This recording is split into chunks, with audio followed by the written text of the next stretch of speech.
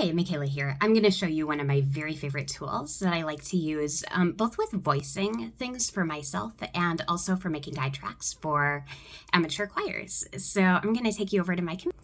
And okay, so this here is called Audacity. It's a program you can download. I believe this works if you have Windows. If you have a Mac, I think the correlate to this program would be GarageBand. It works very, very similarly and is equally simple to use, slightly different buttons. But I'm going to click on Audacity. And what I've done is I have just gone ahead and sent myself an audio recording. I sent myself an MP3 of accompaniment for a piece of music that my choir did. It's called Hymn of Axiom. It has some kind of intricate harmonies going on. I want to say it's 8 parts at its thickest. So here's the audio track. This is just some very simple accompaniment from my choir director, and I'll play you what that sounds like at the beginning here.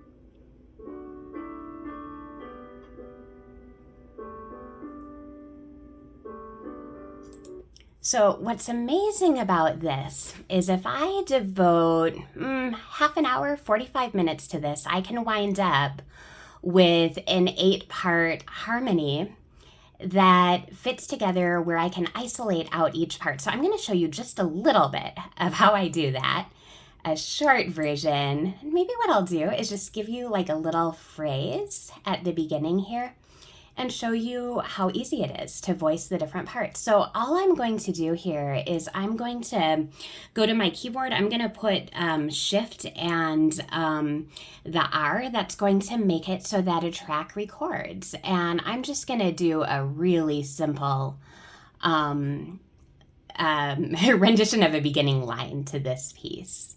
So it starts out, somebody hears you. You know that. And I'll start with soprano.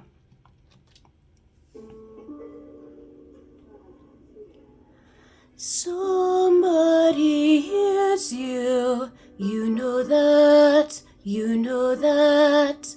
Somebody hears you, you know that inside.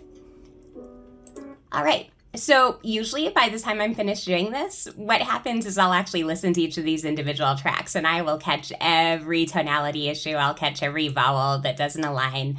I'll hear the tuning issues. And so this has been first and foremost so helpful for me as a singer to really hear what's happening with my own voice and to learn where my own tonality things are. Or in that soprano thing, there's a place where I go to head voice. And the transition isn't the simplest right now. So this is one of those things that I'd work with. But for now, I'm going to show you another part. So I'm going to go ahead and sing alto this next time, one of the alto parts. So I'm going to mute the soprano so that that's not distracting me. And play the accompaniment and just do the Shift record again.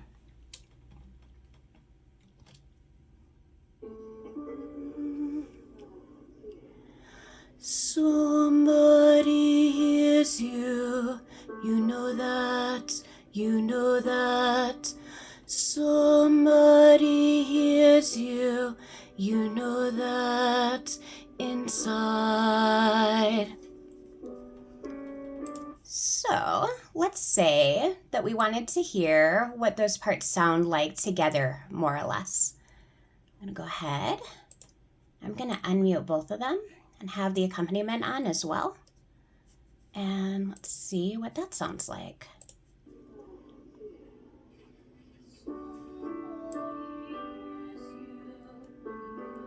So I'm just adjusting the balance here.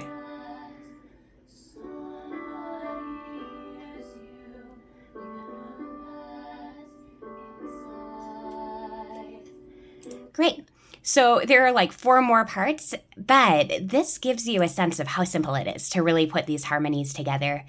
And what's also nice is, let's say that the altos have asked me for a track of just their part, which they have. Actually, I send out every part isolated, and then I send a full blend of the piece. So here is what happens if we just have the alto part unmuted, about what you'd expect.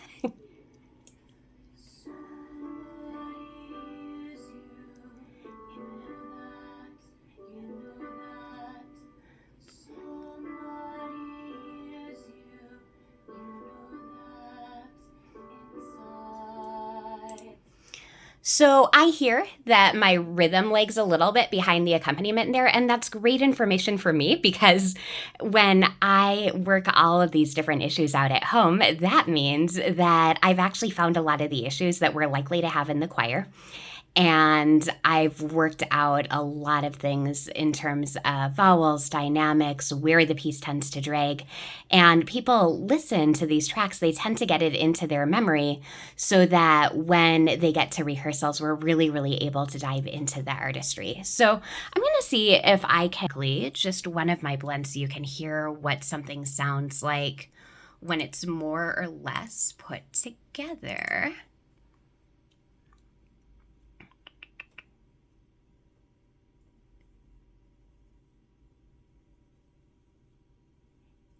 And what you might want to do is just skip forward a minute or so, because I thought that I had this pulled up and I don't want to restart the whole video. But here we go. This one is called Good to Be Alive, and this is just taken from somewhere in the middle of the piece, but it lets you hear kind of one of the fun pieces that we did with just a bunch of different, these were a bunch of different drafts of different voices, but it lets you hear a full blend. So here we go. And this was just the file that I pulled up here.